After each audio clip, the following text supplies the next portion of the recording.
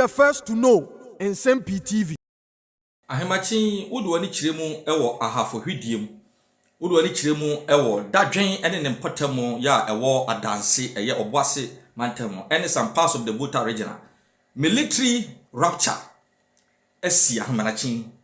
Become military rapture ene say memma ya ewo communities amabodi nyina no. In fact, a joint operation by the military and the Ghana Police Service. Atasi wo mu nyina ene udwani chiremu ewo ahafo hwidiem udwani chiremu ewo adanse dadwen ene some parts of oboase ene some parts of the Volta region aka manko a ene kwada nko a ene kokrafo nko a but mrante mabunu no de from the ages of 15 up to 50 year ya tasa wo mu nyina do mafi ene saying in fact na otwe atwa mu ede kwani na otwe mienu so ena yete se udwani chiremu ahafo hwidiem a the National Anti-Illegal Mining Operation Secretariat sojafo ene National Security Form rantia aban ene dwumadi ahye wonsa so omohwe na illegal mining galamse yekoso yentumi enkura eho ensem kaye no in fact emabunu to hye omoso ya 2 NDC MPs for Asutifi North, Asutifi South. Papa Alhaji Collins Dauda ena afei abrantie pa member of parliament abrantie ba akopa na oka ho ya na ye frɛ no Honorable Ebenezer Kwaku Addo edin epiemu during the scuffle between the youth of Hwidiemu ena afei 9 months for security team yi na asam no in fact emufa bi kra wo court a yeguso a ye ka ena afa wodo ani kiremu ewo adanse empatem ho oboase empatem ho dadwen ene empatem ho so a Environmental Protection Agency for so workers na omu twam no hu se legal mining ne koso no omu so in fact wadwene se omu bebo pini no mahunu di etuamu so nyame nko a enka eho mabuno so adu omu kwade from se be no ena na hom na chin a joint operation just a police for ni soldier for ka nyasem ketwa bowura enkori amabbo so yi atase mabunu ni mrante wo ho no nyina se untumi mfa mran hye wonsem ensori enfentia task force wa aban institute se omo he na omo care about the ravaging effects of illegal mining. Now interestingly maamefo ene yirenom ya hamanache no mo se gomuti omusu ne so omusu nyina ne se Alhaji Collins Dauda ena afei NDC MP ya ono so ewo mpatem ho Ebenezer Kwaku Addo adawroma enti na de eto obukunu mu ene omoma mema ene omo ofamo no papa mo no esi enyasem keto chese na ayawre husem yi papa na the motivina de la question is enkosi da ben ena mabunu ebejeja won ho ama amanyofo edu omabrabo ato pre because money etasemo dumu kroyo but the member of parliament has been granted bail ya onam rahye bedwamu edin juma the honorable Collins Dauda krade the baye nyina apart from see a bone din was studying yente say security agencies kwat to monsa their friend but the baye mo ene atasemo edimaguka mu aneyi mo yeremu ene mo ma ene mo maame mo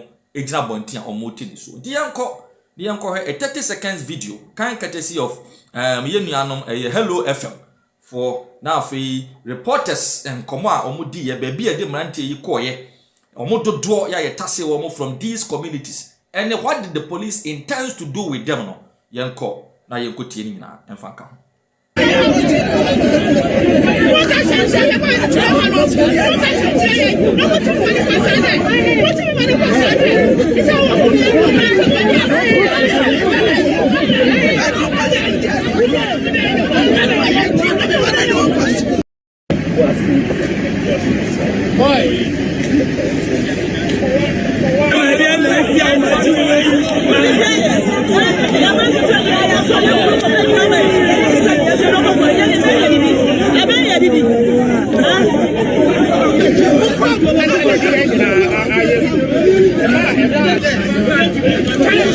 ewo ahafo hwidiem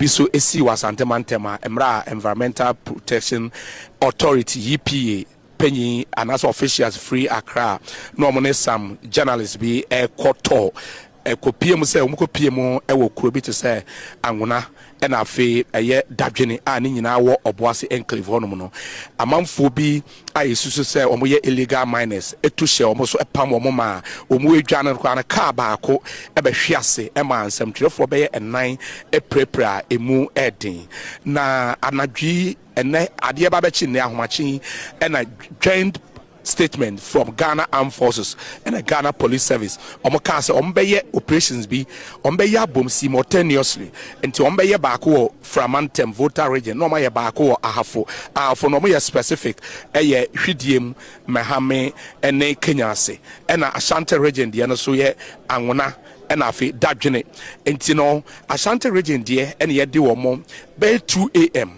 and a team na ewaha regional police command and soldier for no a move a call a year anguna and a fee a year dadgene and so far the suspect and now say quite almost fast so echi woman say omo yes sa krumi no na ensemuni see no as you speak now want to make say we and I say we enti mema omo wo kuro no nyina no ye be chi omo nyina enti just a soup and omo koye so far omo nipa be over 300 a omo chi omo every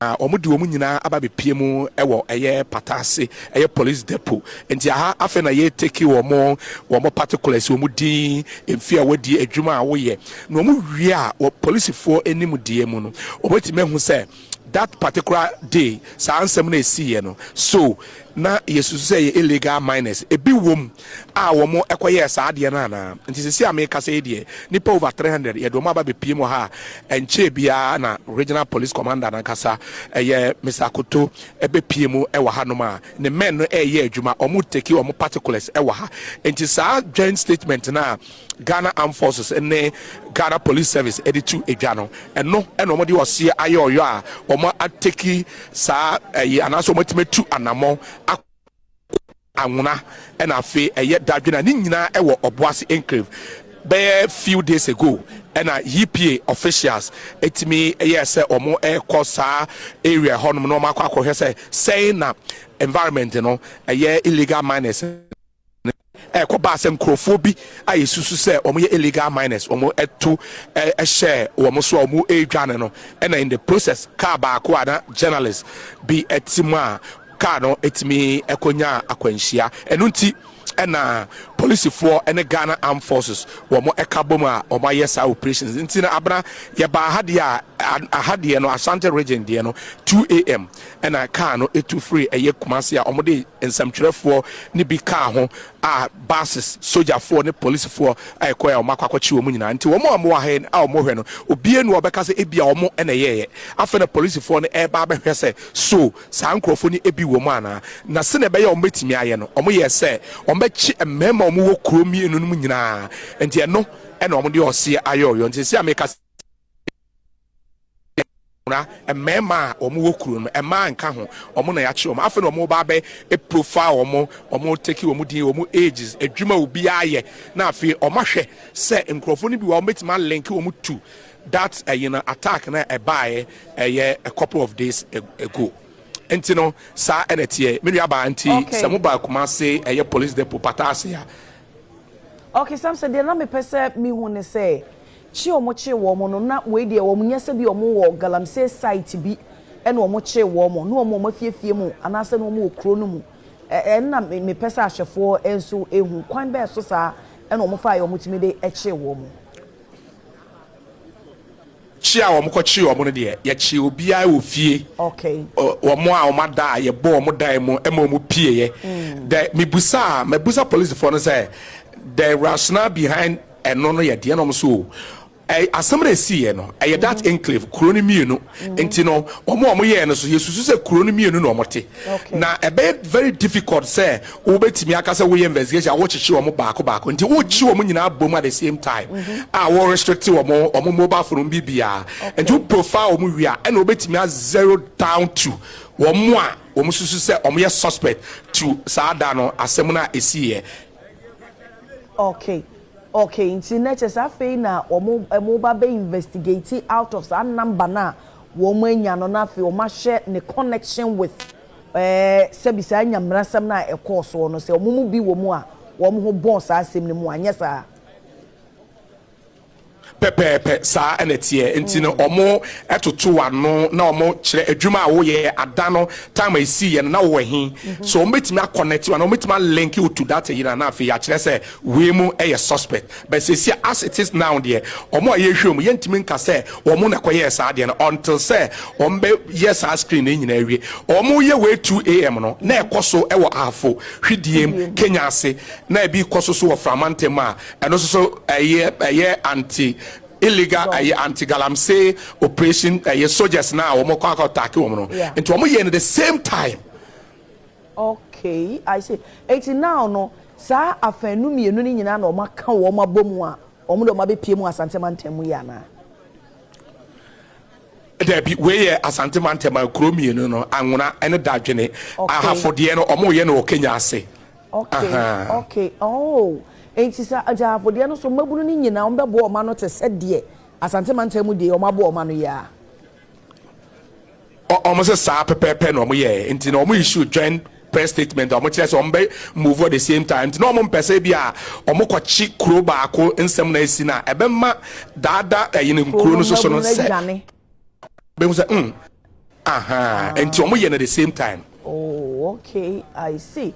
Anyway, they say afei na wo mo assess. They say make us minim se meteo. After no ma chance me chese sesi ameka say menim say hwidiem ye correspondence na wo no but sesi eno so e koso okay e wo honom I no so no omo e screen wo mo okay we dey money adwuma papa na there is also a collusion between parliament and the executive to weaken the judiciary because parliament boa executive no emoma chief justice nadi emoma si ni power for ewum.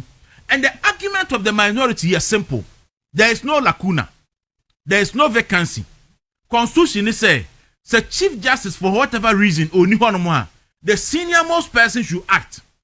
So there is a pending court case and our court cases. Parliament pending both in Ghanaian court, the High Court, the Supreme Court, and the ECOWAS Court. Chief Justice the senior most judge act as Chief Justice. Let the person continue to act until see a cases nearby into final determination. Ya appointed a substantive Chief Justice again, and then the pay a nominating or none or Tiwanoma or panel judge for. Yet there's some cartoon and in Bible means or so on panel judge for Asamdu Gusudaho, and he is the beneficiary. He is benefiting himself. Enti say delay mami talk no cases no the person who stand to benefit the Chief Justice friend Justice Paul Bafboni. And why say on panel and assembly go and then Mahama I appointing the panel Edna Basamunye and then minority say look Samuya sa namu chinchin emrano and send the whole say sa some da court ni enkaya parliament so entra sa asem no so enti parliament asam da ho emo bia yenkan wi o court no there is no lacuna, there is no vacancy. Let the system run till say papa no be panel judges no ma tena asem no so akan wie na emu ayaba na ya find a friend saying a definite decision na yetimi akwa anim. Speaker na nkro for say dey bi Nsem-Pii said the speaker accuse the then Chief Justice Chokonu say only the then President Akufo-Addo colluded to weaken Parliament. Today, I am also telling the Speaker of Parliament say he is in bed with the President John Dramani Mahama in the attempt to weaken the only standing institutional Asavi Ghana. Rollins Ebraso crowd be ye kukra wan fani sanka judiciary.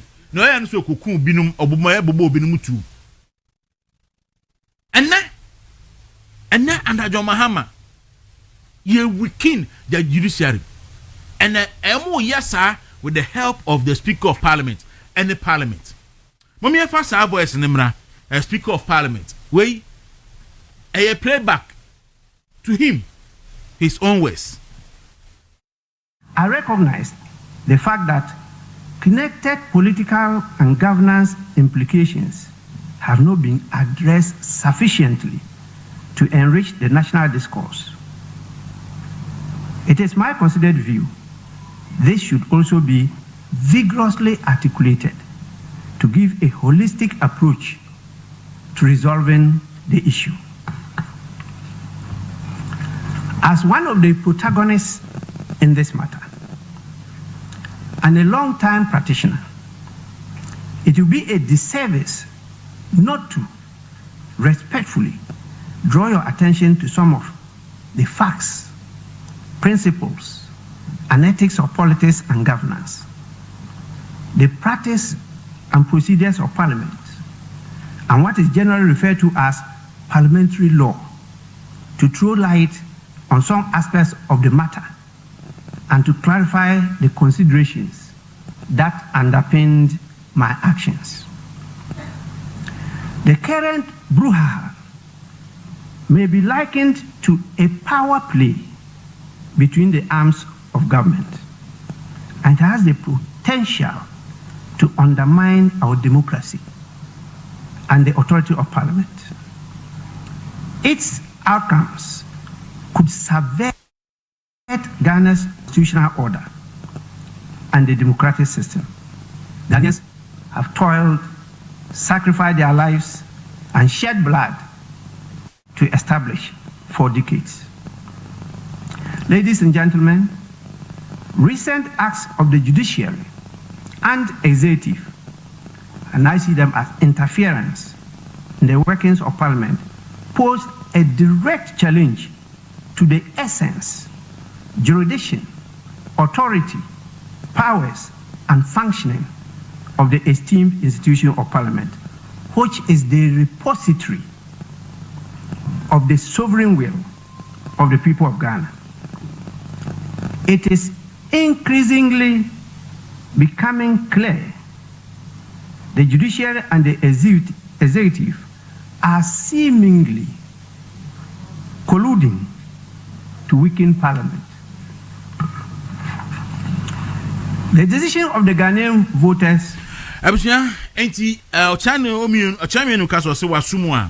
So that is your Speaker of Parliament during the 8th Parliament last year, accusing the executive and the judiciary, or say a power play between arms of government. And you know, Obia person are setting authority. So now the Speaker of Parliament, ehuni say, a payback time to pay back the judiciary. So not so conniving with the executive. Say ene almost so ebe good judiciary no to their benefit, because over the years judiciary no ena ejina as MMA provided check and balance for both the executive and Parliament. In the there is an attempt, there is a collusion between John Mahama and Babin to weaken the judiciary. And ye tokonu de free ho. Ama ene yeti baf money emra. Ama ene make us say Nsem-Pii ayen kan wiye. Yes, set a bad precedence for this government, for this country. And Babin, I will describe it, Chief Justice in this manner, no, have the guts to come out and say he's apologizing to the judiciary because after Newmarket, I can say I describe the Chief Justice in a certain way, which is for me is very unfortunate. And Ora Speaker Babin should never ever try to say yeah short memory. Yerebefi some of kind. Miss May Kanene said there is a collusion between no Babin and John Mahama to weaken the judiciary. Today, look, judiciary no almost slow. Judiciary no has never ever been scared than today. Because you see Dumunumpo and the Jademu are eshi na duewu. Chief Justice nimpo ni yayi na die na wo High Court judge and answer wo Circuit Court judge. And there are some kwa judge they say we are all equal before the law, but some are more equal than others. In Ghana she say wo animal farm. It's even though some are ye Nsem-Pii ba medu betum na mame ye do to Black Mariam now them. That is the state we find ourselves because he is doing that to please the president and the government. So now, you do case especially say a political undertone. Judge, seeks to please the government because some are more equal than others. Look at the bill like and try and matter say if you were to me pay or the 21 days. I was sales. Say your money bill. You're jailing you. Just say your money bill. So bet me meet bail condition. What them 21 days.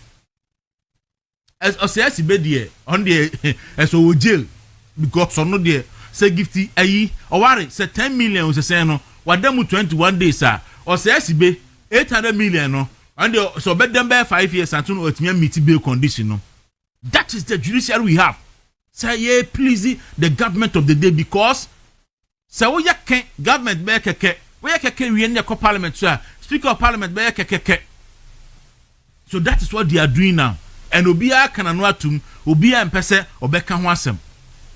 Nanke ba ne sen and a chief justice nominee wako before parliament ni e bisa wasem a wo say I mediata yi atumu 70 years because se me man 30 years no kono ba oba be attack mebusuafo so medini tum se onkomra ne mawu. In fact the real intention of the chief justice no any say or the attack yi tum so onko wu prison because when we say prison condition of living no and yet it's a jail 70 years you die there.